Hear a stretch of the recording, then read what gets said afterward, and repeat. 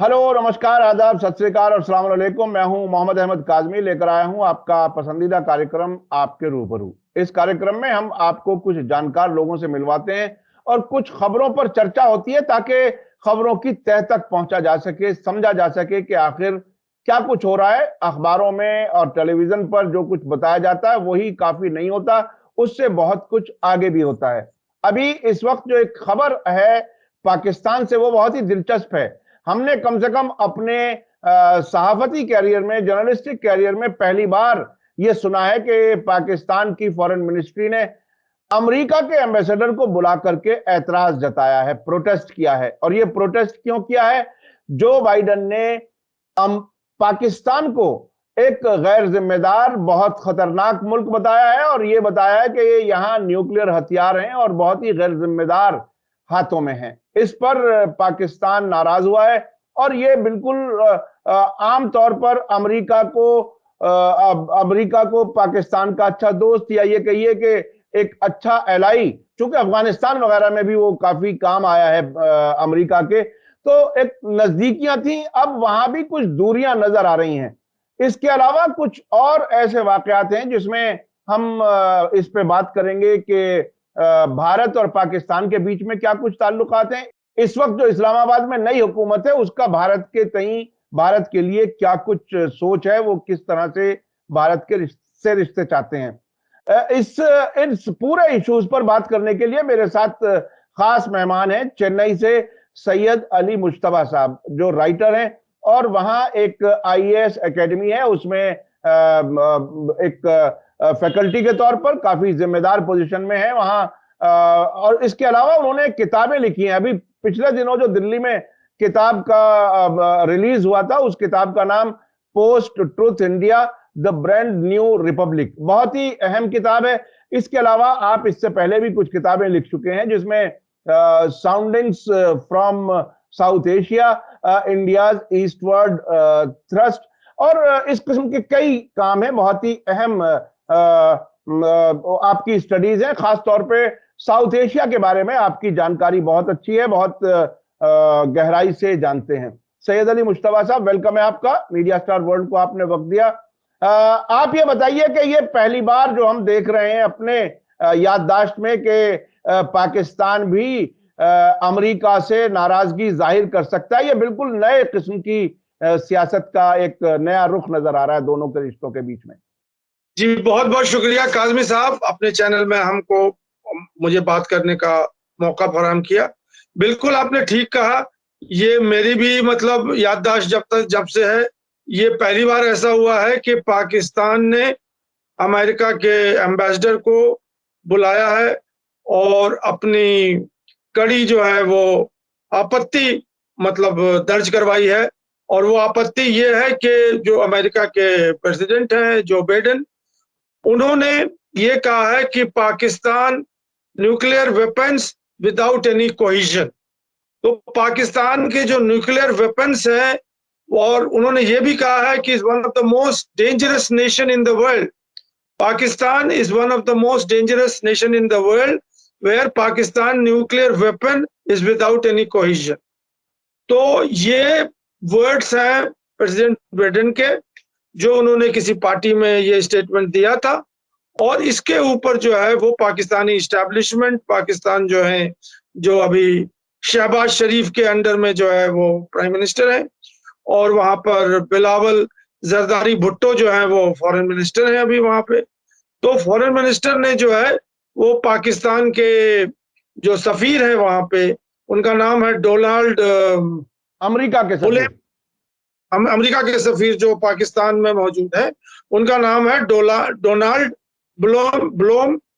उनको बुलाया और उनसे मतलब बात कही कि ये जो अमेरिका के जो सदर हैं, इन्होंने जो मतलब बयान दिया है, इस बयान का वो सिर्फ इसलिए कि पाकिस्तान की जो एंगेजमेंट है अमेरिका के साथ, या तो अमेरिका पाकिस्तान को नया एडमिनिस्ट्रेशन जो आया है अभी जो बाइडेन का, उसमें या तो कोई कम्युनिकेशन की गलती है, क्योंकि अमेरिका का कोई भी सदर इस तरह का बयान नहीं दे सकता है पाकिस्तान के अगेंस्ट में। तो ये उन्होंने एक वार्निंग दर्ज कराई है कि हमसे जो है ज्यादा इंगेजमेंट कीजिए। और उन्होंने, बिलावल भुट्टो ने ये भी कहा है कि अगर ये अल्फाज जो इस्तेमाल किया है कि Pakistan is the most dangerous nation in the world without any nuclear cohesion, उनका कोई कोहिजन नहीं है, तो उन्होंने ब्लेम किया कि अगर ये वर्ड इस्तेमाल करना था तो वो हिंदुस्तान के लिए इस्तेमाल करते। इसलिए कि 9 मार्च को हिंदुस्तान की जमीन से एक न्यूक्लियर बॉम्ब छोड़ा गया, जो कि मतलब जिसको कहते हैं कि वो इत्तेफाक से हो गया, या उसका मतलब कोई मंशा नहीं था, वो न्यूक्लियर बम नहीं बल्कि एक रॉकेट या मिसाइल कोई चीज ऐसी थी जिसमें मिसाइल वो जो है छोड़ा गया। तो उनका ये कहना है कि अगर मतलब उन्होंने पलट के वार किया कि अगर यही स्टेटमेंट वो इंडिया के लिए अगर देते तो वो ज्यादा बेहतर होता बनिस्बत के पाकिस्तान के लिए। पाकिस्तान जो है वो ज्यादा जिम्मेदार मुल्क है और इंडिया जो है वो उसके अंदर जिम्मेदारी नहीं है, तभी उसने जो है ये किया। तो इस तरह की बातें मतलब एक प्रेस कॉन्फ्रेंस में उन्होंने कराची में की, और अमेरिका के सफीर को उन्होंने बुलाया और बुलाने के बाद उनसे अपनी प्रोटेस्ट जाहिर की, और ये भी कहा कि ये सब जो बातें हो रही हैं, ये बातें जो है वो इसीलिए हो रही हैं कि अमेरिका का और पाकिस्तान का जो रिलेशनशिप है और जो कम्युनिकेशन नेटवर्क है वो सही नहीं है, या उसमें कुछ कोताही है, या उसके अंदर कोई मुश्किल है, इसी वजह से इस तरह के मतलब स्टेटमेंट्स आ रहे हैं। तो क्या आपको क्या लगता है कि अभी यूक्रेन जंग के बाद दुनिया के मुल्कों की, बहुत से मुल्कों की पॉलिसियों में तब्दीलियां और कुछ शिफ्ट नजर आ रहे हैं? क्या पाकिस्तान भी अपने आप को कहीं उस तरह से कोई तब्दीली तो नहीं देख रहा है? कौन सी ऐसी बात थी, किस वजह से जो बाइडेन ने ऐसी बात कही, कौन सी ऐसी बात थी जिसकी वजह से वो गुस्से में है? क्या कुछ है इसके पीछे, क्या है जो बयान अमेरिका के प्रेसिडेंट ने दिया? देखिए, आप इसको जो मैं देख रहा हूं वो हिंदुस्तान से या पाकिस्तान से इसको आप एनालाइज नहीं कर सकते हैं। आपको अपने अपने मतलब आंखों पे अमेरिकी दूरबीन लगानी पड़ेगी और वहां से आप देखें पाकिस्तान को और हिंदुस्तान को। कहीं ना कहीं अमेरिका जो है वो बहुत कहे कि मैं इंडिया का को और पाकिस्तान को अलग अलग तरह से मतलब देखता हूं, जो कि उनके मतलब मिनिस्टर ने कहा भी था कुछ दिन पहले। लेकिन अभी जो हालात हैं वो ये है कि इंडिया से कभी दूरी हो जाती है पाकिस्तान अमेरिका की, और कभी नजदीकी हो जाती है। रशिया के मामले में जो है वो इंडिया एब्सटेन करता है, जबकि अमेरिका का प्रेशर ये है कि वो मतलब इंडिया जो है यूक्रेन का साथ दे। और यही जो सस्पेंस है वो पाकिस्तान के साथ भी है। अब पाकिस्तान के साथ जब ये समझ में आ रहा था कि इंडिया जो है वो रशिया को नहीं छोड़ सकती है और वो यूक्रेन का मतलब रशिया के अगेंस्ट में यूक्रेन के साथ में वो नहीं जा सकती है, तो अमेरिका ने बहुत अपना रिश्ता जो है पाकिस्तान से मजबूत करने की कोशिश की। जैसे कि उसने F-16 के लिए जो है उसके मेंटेनेंस के लिए उसने कुछ अमाउंट दिया और उसको बनाने के लिए, जिस पर इंडिया ने प्रोटेस्ट किया। फिर 2 जहाजें जो हैं वो मतलब ये कि पानी के जहाज जो होते हैं और वो मतलब ये कि इस्लाही जो जहाज होते हैं, वो जहाज जो है वो कराची पोर्ट पे लैंड किए। उसके बाद पाकिस्तान का जो आर्मी चीफ है कमर बाजवा, वो उसको बुलाया वहां अमेरिका। तो इससे ये संकेत मिल रहा था कि अब फिर जो है अमेरिका वो पाकिस्तान के कंधे पे हाथ रख रहा है। लेकिन अब ये स्टेटमेंट जो बाइडेन का आता है तो इसको समझना बहुत ही मुश्किल काम है कि एक तरफ तो आप दोस्ती का हाथ बढ़ा रहे हैं, इतनी नजदीकियां हो रही हैं, हिंदुस्तान को आप दूर कर रहे हैं, और अब फिर जो है पाकिस्तान को जो है मतलब एक तमाचा मार रहे हैं कि साहब you are the most dangerous place and all. तो ये जो चीजें हैं ये बेसिकली प्रॉब्लम जो है वो यूक्रेन वॉर ही है, और यूक्रेन वॉर को बीच में रखेंगे तो ये प्रॉब्लम समझ में आएगी। अमेरिका का जो मेन प्रॉब्लम है कि ना ही वो इंडिया को अपने साथ कर रहा है और बिल्कुल अपने खेमे में ले सक रहा, ना ही वो पाकिस्तान को ले रहा। और ये प्रॉब्लम अमेरिका का प्रॉब्लम है कि वो बिल्कुल मतलब चकराया हुआ है कि ना इंडिया हमारे साथ आ रहा है, ना पाकिस्तान हमारे साथ आ रहा है। तो इस तरह के बयानात आ रहे हैं। अच्छा अच्छा, अमेरिका के बारे में जब जिक्र हो रहा था, थोड़ा सा मैं इसमें और देखिए, भारत के साथ हमें याद है अब जो मौजूदा ताल्लुकात हैं वो अपनी जगह, लेकिन डोनाल्ड ट्रंप के जमाने में ट्रंप और मोदी जी एक दूसरे के लिए इलेक्शन कैंपेन तक की करते हुए नजर आ रहे थे। लेकिन एक वक्त आया कि S-400 लेने के लिए जो रूस के लिए का था, तो उस पर भारत पर पाबंदियों की धमकी भी दी गई थी। तो ये एक इनस्टेबल किस्म की फॉरेन पॉलिसी अमेरिका की, या ये धमकी का तरीका होता है उनका, क्या है? अब पाकिस्तान से कुछ और क्या चाहिए कि वो इस धमकी के बदले में अमेरिका के लिए क्या खिदमत करे? आखिर क्या चीज है जिससे वो नाराज है? मैं फिर वहीं आ रहा हूं। देखिए, अमेरिका का जो इंटरेस्ट है वो हर वक्त चेंज होता रहता है। उसका ना कोई परमानेंट फ्रेंड्स है, ना परमानेंट एनिमी है। जो उसके साथ आएंगे उनके साथ वो जाएगा। जो वो चाहता है, अगर जो मुल्क उनके उनके उनके पीछे पीछे चलने के लिए तैयार है, तो अमेरिका उनके साथ है। अब यहाँ पे जो साउथ एशिया की पोजीशन है कि पहले जो है वो क्लियर कट डिमार्केशन था। इंडिया जो था वो रशिया के कैंप में था, पाकिस्तान जो था वो अमेरिका के कैंप में था।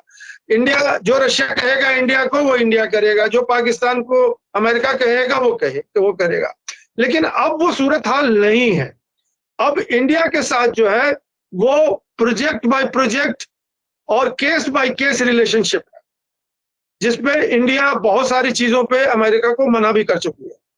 यहाँ तक कि हमारे जो फॉरेन मिनिस्टर हैं जयशंकर, उन्होंने जाकर करके कुछ बातें भी कही हैं जो कि मतलब इंडिया के पक्ष में है और अमेरिका के खिलाफ है, जिस पर उन्होंने ऑब्जेक्शन, हमारे जयशंकर साहब ने कहा कि साहब आप क्यों दे रहे हैं उनको F-16 के लिए मेंटेनेंस के लिए। वो किसके F-16 किसके अगेंस्ट इस्तेमाल किया जाएगा? वो इंडिया के लिए इस्तेमाल किया जाएगा। तो उस पर जो है उनके जो सफीर ब्लिंकन है, उन्होंने कहा कि नहीं साहब, हमारा रिलेशनशिप पाकिस्तान से अलग है, हिंदुस्तान से अलग है, तो आप इन दोनों को जो है आप नहीं जोड़ सकते। तो इसी तरह की बहुत सारी बातें हैं जो इंडिया के साथ मतलब और अमेरिका के तालमेल नहीं हो रहे हैं। लेकिन इंडिया एक बड़ा मुल्क है, एक बहुत बड़ा मुल्क है पाकिस्तान के मुताबिक के बनिस्बत। और इंडिया जो है वो मतलब वो अमेरिका के ऊपर टोटल डिपेंडेंट नहीं है। उसके और भी मतलब वसीले हैं और भी मतलब उनके। लेकिन पाकिस्तान का जो मामला है, अब पाकिस्तान जो है वो पाकिस्तान नहीं है जो 1971 में था, जो कि टोटली डिपेंडेंट था अमेरिका के ऊपर, और अमेरिका उसका साथ छोड़ दिया अमेरिका ने। तो फिर जो हशर हुआ वो तो आपको मालूम ही है, बांग्लादेश का क्रिएशन क्यों हुआ। अब यहाँ पे जो आज के डेट में मैं बात कर रहा हूँ, तो पाकिस्तान जो है वो टोटली अमेरिका के खीमे में नहीं है। अमेरिका चाहता है कि उसी कोल्ड वॉर की तरह हमें हर चीज पे ब्लाइंडली सपोर्ट करे। जो इमरान खान के जमाने से शुरू हो गया ये किस्सा कि वो अमेरिका के साथ case by case, project by project वो उनका साथ दे रहे हैं। और इसी का कंटिन्यूएशन मुझे लग रहा है कि पाकिस्तान की फॉरेन पॉलिसी पे है। और इसीलिए ये जब इररिस्पॉन्सिबल स्टेटमेंट मैं कहना चाह रहा हूं कि जो बाइडेन ने दिया है, मुझे समझ में नहीं आता है कि उन्होंने क्यों दिया। उनको मतलब क्या जरूरत थी इसकी। लेकिन ये जो मुझे जाहिर लग रहा है वो यही है कि जो बाइडेन ने पाकिस्तान को अमेरिका का सपोर्ट मतलब नहीं मिला यूक्रेन के मामले में, और यूक्रेन के मामले में जो है वो पाकिस्तान ने बैक डोर से या बैक चैनल से मना कर दिया, या अपना रिजर्वेशन जाहिर किया, या एब्सटेन करने के लिए। तो मुझे लगता है इसीलिए इतना कड़ा स्टेटमेंट और इतना स्ट्रॉन्ग स्टेटमेंट जो बाइडेन ने दिया है पाकिस्तान के अगेंस्ट। अच्छा, पाकिस्तान में अभी जो पिछले प्राइम मिनिस्टर थे इमरान खान, वो भारत की फॉरेन पॉलिसी को काफी अप्रिशिएट करते थे, और हद तो तब हो गई जब वो हुकूमत से जब अलग हुए। उसके बाद हमारे फॉरेन मिनिस्टर एस जयशंकर की वीडियो क्लिप तक की पब्लिक रैली में दिखाई। यह बिल्कुल पहली बार ऐसा था कि पाकिस्तान का कोई लीडर भारत के फॉरेन पॉलिसी को इतना अप्रिशिएट करे। अब जिस सरकार को इमरान खान इंपोर्टेड सरकार कहते हैं, जिनका कहना यह है कि यह प्रो अमेरिका सरकार है, अब पाकिस्तान की सरकार भारत के साथ किस तरह से ताल्लुकात आगे बढ़ा सकती है? आपको भारत और पाकिस्तान के ताल्लुकात में आने वाले दिनों में क्या होता नजर आ रहा है? देखिए, अब जो सूरत हाल अभी आ रही है शहबाज शरीफ के मतलब प्राइम मिनिस्टरशिप में, तो हमें जहां तक लगता है ये गेसवर्क है हमारा, वो ये है कि बैकडोर चैनल जो है वो शुरू हो गए और इसके संकेत इस तरह से आ रहे हैं कि कमर बाजवा ने भी जो है वो स्टेटमेंट दिया कि हम भारत से रिश्ता जो है वो सुधारने के फेवर में है। फिर भी उसके साथ एक मेमोरेंड लगा दिया कि हम अगर सुधारना चाहते हैं तो ये मत समझिएगा कि हम कमजोर हैं या हम जो है बिल्कुल एक वीक कंट्री है, हम जो है वो अच्छे ताल्लुकात रखना चाहते हैं। शहबाज शरीफ ने भी जो है सिमिलर स्टेटमेंट दिया, लेकिन जब शहबाज शरीफ ने ओथ लिया था एज ए प्राइम मिनिस्टर, पहला लाइन उन्होंने कश्मीरी बोला था, वो कश्मीर को मैं कश्मीर पर कंप्रोमाइज नहीं कर सकता, ये उनका मतलब जुमला था ओथ लेने के साथ साथ। कमर बाजवा भी जो है वो टेररिज्म के मामले पे वो कुछ नहीं बोले। तो ये तो दो इशू है, वो इंडिया और पाकिस्तान का सेंट्रल इशू है। इंडिया कहता है कि आप अपना टेररिज्म बंद कीजिए, पाकिस्तान कहता है कि कश्मीर पर बात कीजिए। यही तो लॉक जैम जो चल रहा है वो इसी दो इशू पे चल रहा है। तो कमर बाजवा ने भी जो है टेररिज्म की कोई बात नहीं की, शहबाज शरीफ ने भी कोई बात नहीं की, लेकिन जो संकेत आ रहे हैं कि अभी हफ्ता दिन पहले या 10 दिन पहले जो पाकिस्तान में फ्लड्स आए थे, उसकी वजह से वहां पे डेंगू और मलेरिया फैल गया है और काफी हद तक जो है वो मतलब एक ये वेक्टर बोर्न डिजीज वहां पे चल रही है। तो उसके लिए कई मिलियन रुपीस का यहाँ से मॉस्किटो नेट मांगा है, उन्होंने खरीदा है, बल्कि खरीद लिया इंडिया से, जो कि इंडिया ने प्रोवाइड किया उनको मॉस्किटो नेट लगाने के लिए। और वो वर्ल्ड बैंक जो है उनसे कहा कि अपनी जो है वो रिजर्वेशन, जो आपकी पॉलिटिकल रिजर्वेशन है, उसको आप अलग रखिए और ये ह्यूमैनिटेरियन कंडीशन है, कहीं दूर जाने की जरूरत नहीं है, वाघा बॉर्डर से जो है बाय ट्रक आप जो है ये मॉस्किटो नेट मंगवा लीजिए और अपने मतलब जो लोग आपके जो बेघर हो गए हैं उनको प्रोवाइड कीजिए। तो उनकी गवर्नमेंट जो है वो राजी हो गई और उन्होंने वो नेट मॉस्किटो नेट जो है वो खरीद लिया इंडिया से और इंडिया ने भी उसको बेच दिया। तो ये सब चीजें संकेत दे रही हैं कि अब जो है हिंदुस्तान का जो जो मतलब इंडिया और पाकिस्तान की जो रिलेशनशिप है, शायद इसमें कुछ बेहतरी आए, यही मैं कह सकता हूँ। अच्छा, हमें आपको याद है भारत में जब भी कोई वाकया होता था तो भारत सरकार हमेशा सीमा पार आतंकवाद की बात करते थे, भारत सरकार करती थी। अब ऐसा बहुत अरसे से नहीं हो रहा है। कुछ लोगों का समझना है कि चूंकि दोनों मुल्क अमेरिका के दोस्त हो गए हैं, अमेरिका के खेमे में चले गए हैं, इसलिए अब भारत पाकिस्तान के पर टेररिज्म का उस तरह से जोरदार अंदाज में इल्जाम नहीं लगाता है जैसा कि पहले लगाता था। अमेरिकन ने भी कहना शुरू किया था कि भारत में टेररिज्म जो है वो होम ग्रोन है। तो ये जो तब्दीली आई और दोनों मुल्कों में उस किस्म के इल्जामात अब नहीं होते। हमें याद है कि भारत ने पाकिस्तान से एक वहां की ISI की टीम को भी एक बार अलाउ किया था। ये बिल्कुल नए किस्म के वाकयात हैं जो 1990 के बाद में हम देख रहे हैं। तो अब आपको क्या कुछ लगता है, ये दोनों मुल्क कभी क्या वाकई कुछ नजदीक आ पाएंगे ताकि इन मुल्कों में जो रक्षा के मामले में जो खर्च होता है वो कहीं कुछ कम हो सके और इस इलाके के लोगों को कोई फायदा हो सके? देखिए, ये बहुत बहुत अहम सवाल है साउथ एशिया के मामले में, क्योंकि साउथ एशिया जो है पूरी सार्क कंट्री जो है वो इंडिया और पाकिस्तान के पीस पे ही मतलब उनका पूरा बुनियाद है। अगर इंडिया और पाकिस्तान के बीच में पीस नहीं होगा तो सार्क कंट्री जो है वो सफर कर रहे हैं और सब यही कहते हैं कि हमसे जो कुछ होगा, अगर इंडिया पाकिस्तान का पीस का मामला चल जाता है तो फिर सार्क की गाड़ी दौड़ने लगेगी। और अगर इंडिया और पाकिस्तान में जब तक मनमुटाव रहता है, जब तक उनमें मतलब एक टेंशन रहता है, तब तक सार्क नहीं हो सकता। तो ये तो सार्क की तरफ से जो कंट्री है, सार्क की कंट्री है, 7 कंट्रीज है, उनका प्रेशर है। दूसरा जो मामला है वो इसको आपको समझना चाहिए, ये हमारे माध्यम से पूरे मतलब जो व्यूअर्स है उनको समझना चाहिए कि इंडिया के लिए अब जो है या तो सेल्फ आइडेंटिटी, जो एक टाइम इंडिया के फॉरेन एस्टेब्लिशमेंट अकेला चलो रे जो बंगाली का जो नारा था, बंगाल से आग के ला चलो रे, तो वो काफी दिनों से हिंदुस्तान में चल रहा है और उनको ये लग रहा है कि मतलब रशिया तो अब कोलैप्स कर गया है और अब अगर कोई पावर जो है अगर चाइना के खिलाफ इंडिया को सपोर्ट कर सकती है तो वो है अमेरिका। अमेरिका को भी अगर इंडिया छोड़ तो चाइना के और पाकिस्तान के ज्वाइंट मतलब ऑनस्लॉट को रोक सकेगी। तो इंडिया के पास ऑप्शन क्या? इंडिया के पास कोई ऑप्शन नहीं है जो कि अमेरिका के पास जाकर करके उनसे हाथ मिलाए और उनसे बात करे। अब यहाँ पे दूसरी बात आती है, वो ये है कि पाकिस्तान और अमेरिका और इंडिया ये तीनों एक ट्रायंगल बना रहे हैं और इंडिया और पाकिस्तान में जो दोस्ती होगी वो अमेरिका के कहने पे ही होगी और इनके आपस में कहने से नहीं होगी। अमेरिका अगर चाहेगा तो इनकी दोस्ती करा देगा, इनको अगर चाहेगा तो लड़वा लेगा, क्योंकि पाकिस्तान के ऊपर अमेरिका का उतना मतलब आप कहते हैं कि चाइना का कंट्रोल है, लेकिन आज के डेट में भी जो है वो फंड्स के लिए, monetary funds, international monetary funds के लिए, वर्ल्ड बैंक के लिए चाइना उसे कोई मदद नहीं कर सकती, अमेरिका ही मदद कर सकता है। और पाकिस्तान का जो इकोनॉमिक स्टेट है वो इंडिपेंडेंट नहीं है, वो totally dependent on international monetary fund and world bank है जो कि अमेरिका देगी। तो अमेरिका का इन्फ्लुएंस पाकिस्तान पे अभी भी बरकरार है।